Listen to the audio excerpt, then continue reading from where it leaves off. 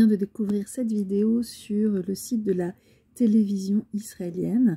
Elle a été publiée vendredi dernier, donc le 14 octobre. Donc, vous voyez, c'est le site de la télévision israélienne. Vous voyez un petit peu quelles sont les nouvelles aujourd'hui. Vous voyez l'URL. Et je vais la partager avec vous parce qu'elle montre ce que signifie et ce que peut signifier être en guerre et se mobiliser pour se défendre pour Israël, dans un contexte où la guerre n'est pas antinomique de la recherche des valeurs, mais au contraire où la guerre est une nécessité pour se défendre, une nécessité qu'il faut mener de façon efficace pour vivre et ensuite se reconstruire. Est-ce qu'on peut mener la guerre en étant un humaniste?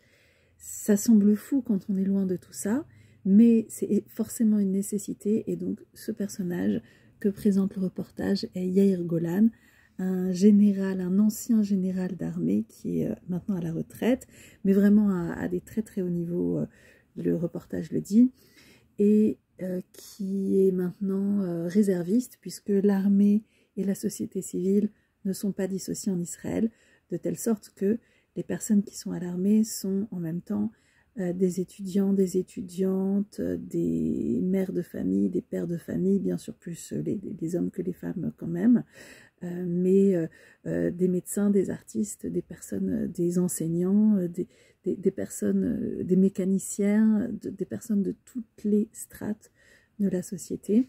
Et donc c'est un peu différent de ce qu'on imagine quand on est loin. Donc faisons la connaissance de Yair Golan.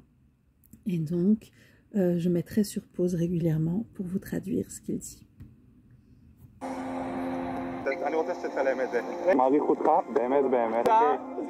Donc on a vu un activiste israélien de droite lui tomber dans les bras en disant ça y est, je ne veux plus être dans la haine, je te dis toute mon admiration. Et l'image sur laquelle je me suis arrêtée présente Yair Golan dans sa position de Chaver Knesset, de parlementaire au nom du parti Meretz. Vous voyez des écritures en hébreu et également en arabe, évidemment, puisque l'arabe est une langue nationale d'Israël. Et que Meretz est un parti de gauche. Son commentaire au journaliste est « Tu vois, c'est une rencontre qui est pleine d'espoir, dit-il. Ça signifie que les choses peuvent changer pour quelque chose de meilleur de façon extrêmement rapide. »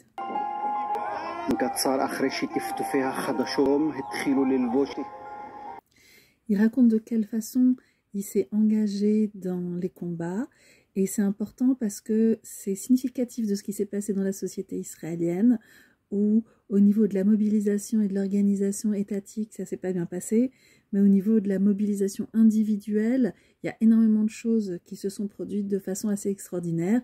Il dit que tout a commencé avec un appel téléphonique de sa sœur qui lui demande de déposer des gens, et ensuite un appel téléphonique d'un journaliste qui est en contact avec son fils au festival. Vous avez vu des images du festival, au festival de musique, qui est en train de se cacher et qui dit on tire sur nous, on n'arrive pas à s'en sortir. Le père dit je viens te chercher, mais bien sûr il ne peut pas lui-même aller chercher son fils, et il appelle donc Yair Golan qui lui demande d'envoyer la géolocalisation du fils, et il va le chercher avec un certain nombre d'autres personnes. C'est comme ça que l'entraide s'est organisée de façon très libre. Il dit, il n'y a pas d'héroïsme là-dedans. On m'a demandé d'aller voir ce qui se passait. Je suis allée voir et voilà. Et maintenant, ce sont des images qui montrent sa rencontre avec des personnes avec qui il a combattu.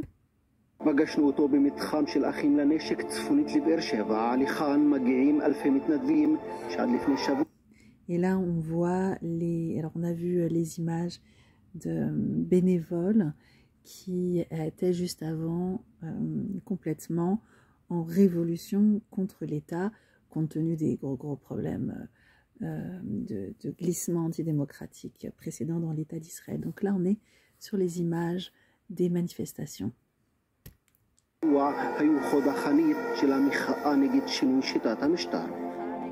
ואני אוסיף משהו ככה, הוא לא פוליטי, אבל עצם זה שארגון מחאה ככה הפך את עצמו לארגון סיוע ללחימה ולארגון סיוע אזרחי, זה עם ישראל במיטבו, וכל המלעיזים Et donc il vient de dire que le fait qu'une organisation de lutte contre le gouvernement se transforme en organisation de mobilisation et de soutien et de bénévolat civil, c'est une expression de l'État d'Israël dans le meilleur de lui-même, c'est-à-dire avec de la mobilisation, la capacité de s'opposer et aussi la capacité de se mobiliser.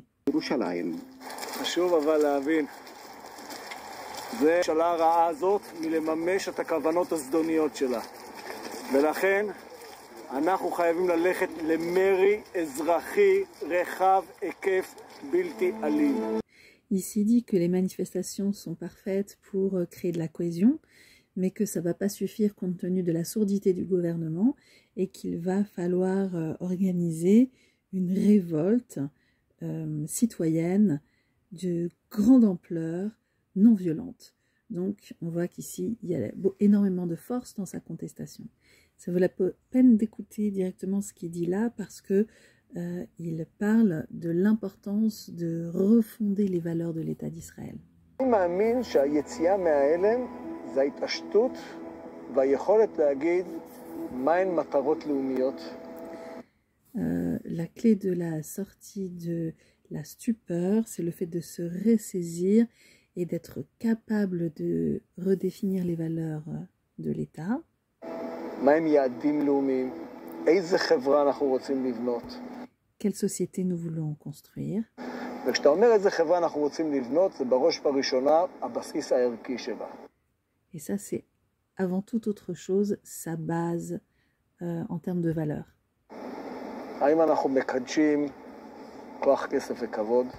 Est-ce qu'on sanctifie, c'est le mot mekachim, même s'il n'a pas les mêmes connotations en hébreu, la force, la richesse et le pouvoir ou l'honneur? או שאנחנו מקדשים ערכים אחרים? Ou est-ce qu'on sanctifie d'autres valeurs? של הגינות, של יושר, של... L'honnêteté, la droiture, l'égalité et la justice. שוויון, של צדק. זה לב העניין. בסוף... C'est ça le cœur de la question. À la fin, tout revient à la base des valeurs. Le journaliste demande après tout ce qui s'est passé, est-ce qu'il y a encore avec qui parler? Et il répond, je ne pense pas que maintenant ce soit le temps des paroles. Je pense que là c'est le moment de complètement détruire jusqu'au bout le Hamas.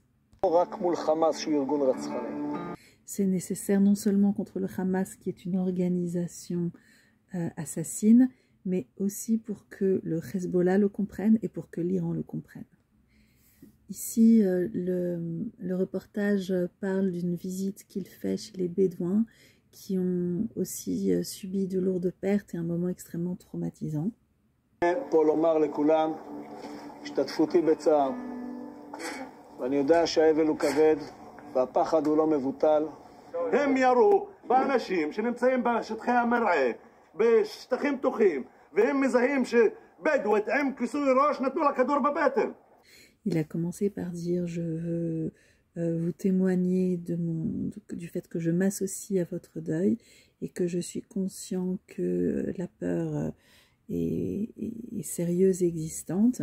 Et le bédouin en face qui parle dit sa stupeur du fait que les terroristes soient rentrés et leur aient tiré dessus, tout en voyant qu'ils n'étaient pas du tout habillés comme des juifs et qu'il n'en ait eu rien à faire, et puis ensuite d'avoir été abandonnés par l'État d'Israël, qui a mis longtemps à venir, et ça c'est un point commun dans toutes les situations.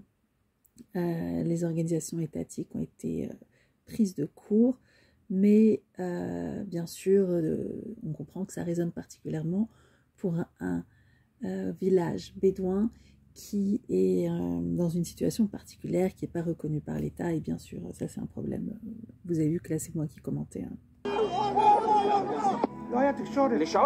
Elle écoute l'histoire de ce bédouin qui raconte qu'il a fait un acte d'héroïsme aussi en allant chercher les enfants et en traversant les balles pour pouvoir les mettre en sécurité. Pardon, le Bédouin dit qu'il a sauvé des civils israéliens dans cette histoire-là. Le journaliste l'interpelle en disant « Mais est-ce que les Bédouins ne sont pas susceptibles de se retourner contre Israël ?»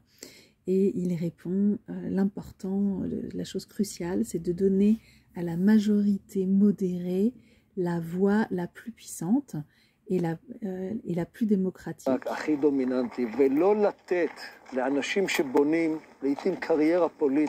Et de ne pas donner aux personnes qui construisent une carrière politique donc